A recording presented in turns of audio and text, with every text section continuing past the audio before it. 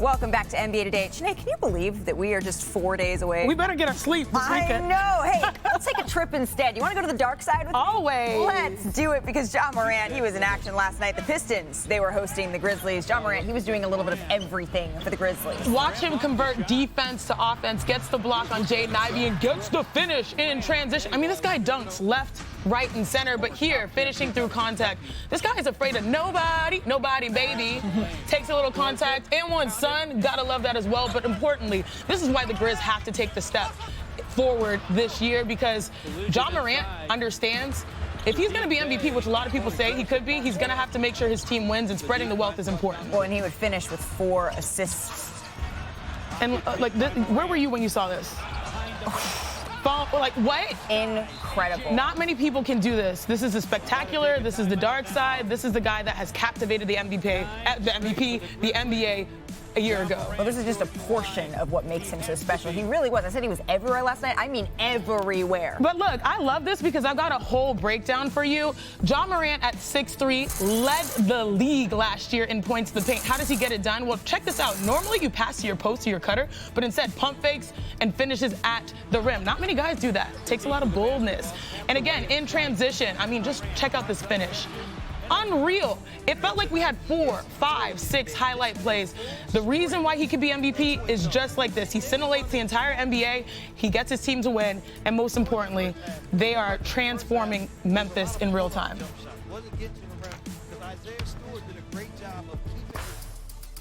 Look at just how much better Ja Morant has gotten in his 3 years in the league. He increased his points, rebounds, three-point shooting each season.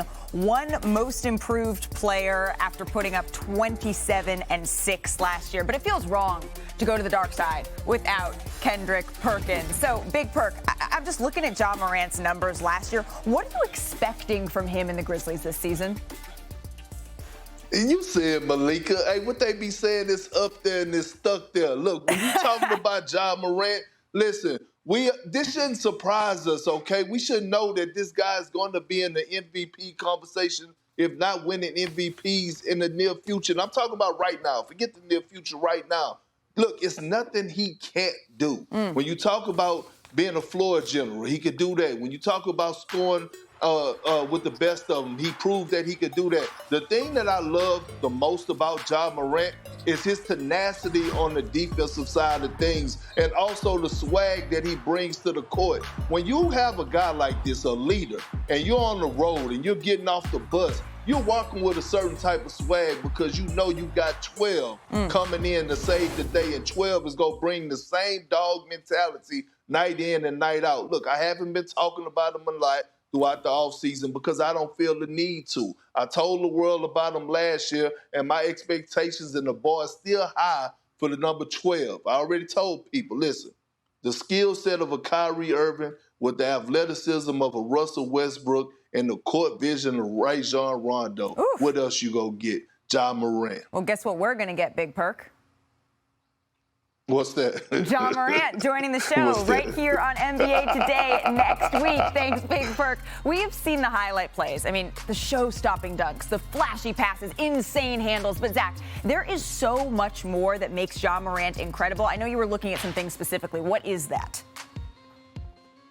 Yeah, look, Ja Morant can get into the lane anytime he wants. He can dunk over people a foot taller than him anytime he wants. He could chase points. He could chase stats. But my favorite thing about Ja Morant is instead of playing like that, he empowers his teammates. He brings them along with him, and he's active off the ball. If we can go to the tape, we just have a little sort of Ja Morant highlight. Here he is. He's got the ball. You don't see a lot of point guards who come into the league with his star power at his age who are good cutters. It's one of the reasons why he can finish alley-oops. He's one of the rare point guards to do that. And he doesn't just cut to score. Here he gives the ball up, lean, get the defense leaning, cut down the middle. This is a cut to get somebody else open. That's how you get teammates to want to play with you, when you play for your teammates, not just outside of them. And here, on a fast break, we know how fast he is. He could go 1-on-3 right here. Instead, he says, you know what? Let me slow down. Let me bring my teammates with me. Where's my trailer? There's Desmond Bane. Easy basket.